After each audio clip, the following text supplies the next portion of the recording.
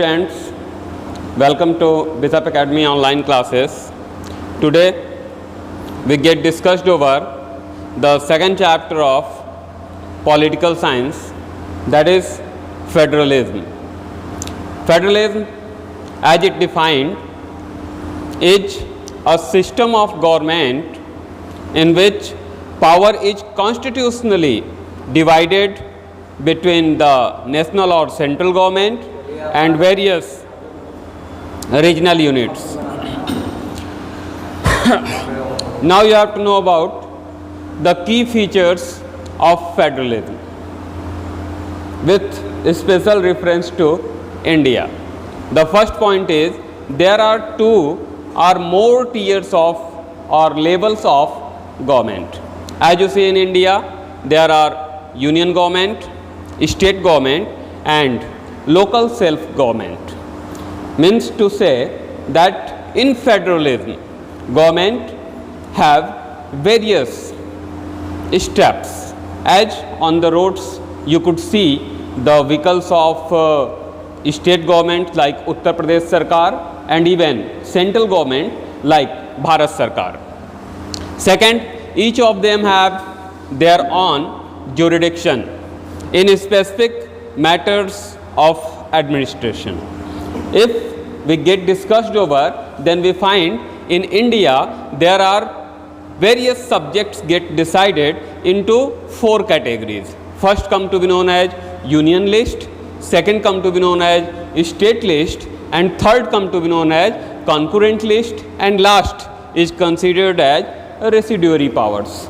Dear students, subjects like defense, atomic energy, foreign affairs, war and peace, banking, railways, post and telegraph, airways, ports, foreign trade and currencies etc. are included under union list. Only union government or central government have authority to frame law over these subjects. On the other hand, in state list you find that agriculture, police, prison, local government, public health, land, liquor shops, trade and commerce, livestock and animal husbandry and state public services. Entire these matters included in state list. Means to say only state government have rights to frame regulations, law over these subjects. Union government never enforce state governments to implement any of these new type of laws.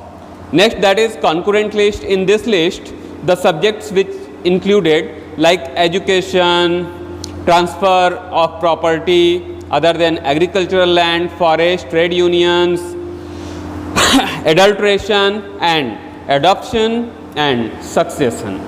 These subjects are included in concurrent list. Means to say both the state government and union government have right to frame law over these subjects. But here, as you find in India, there is unitary method of federalism adopted. That's why central government a little more powerful than state government. Such type of things could be seen in concurrent list because whatever subject given here, both central government and state government could frame law over it. But if there is a yes-no relation between these laws, then certainly the law of union government get executed and state government have to follow the rule regulations that have been made by union government. Next, residuary powers. All those subjects which are not included under these lists are granted to central government. Okay. Once again we have to go back to the third point, written and rigid constitution. As you find, India is considered as having one of the lengthiest constitution of the world. And second, many of the regulations in the constitution could only be changed with the 2/3 majority of Lok Sabha, Rajya Sabha and even half of the state governments. If amendment could completed entire these requirements, then it could be implemented. Otherwise, the constitution amendment could not be possible, especially on those subjects that have been depicted as sharing of power among state and central government. Next, that is independent judiciary. It is very important point of federal government. In India, you find that judiciary is independent, as various type of arrangement could done here to preserve the supremacy of this judiciary as the fixed tenure.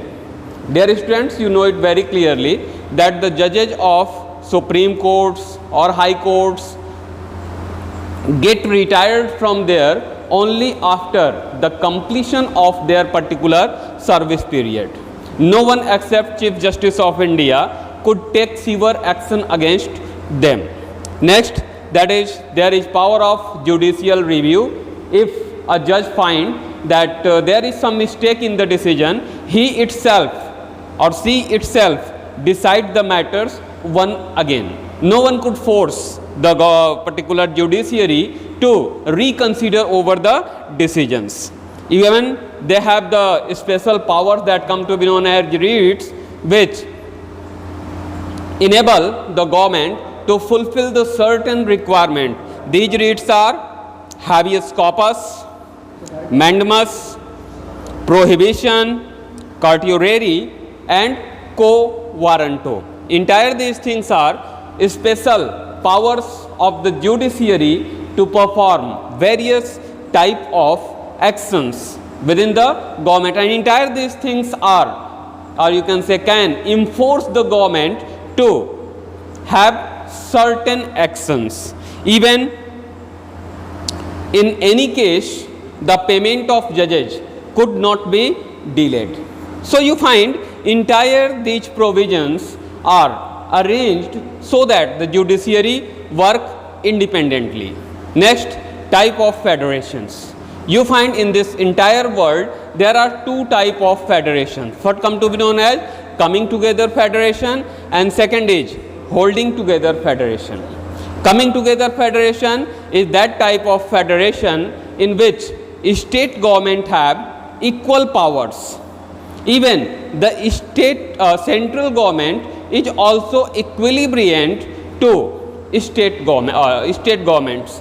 That's why this type of federation could be seen in USA, Switzerland and Australia, where state government possesses a lot of powers. On the other hand, second is holding together federation, where central government distributes some of its power among different states, and that's why there is power difference among states, as some of the state gets special powers from central government. Such type of things could be seen in India, Spain and Belgium. Now you have to know about working of federalism in India, how it works in India. Among them, the very first thing for preserving federalism in India, the creation of states held on linguistic lines. Means in India, all these states, as you find in present time, there are 22 recognized language, 28 states and 8 union territories. Entire these things are arranged with the cultural and linguistic diversity of the country. In 1947, not such type of states are arranged, as they are haphazard, means they are arranged only as per the geographical boundaries of particular states. But after independence, the states are reorganized on the basis of language and culture. Second, center-state relation. Certainly, there is power sharing among this federalism among central government and state governments. So, it becomes very essential so that to improve the condition of the country. Here we find that in most of the cases, the center and state relations could be better due to a number of reasons, especially on those cases when there is not the similar party government in both central and state governments. As you find, if a ruling party did not have government in state, then certainly various type of classes could be seen there, as state government unnecessarily delay the programs that has been made by central government, and even the central government always tries to impose or misuse the article 356 as implementation of president rule in that particular state to what you call abrupt the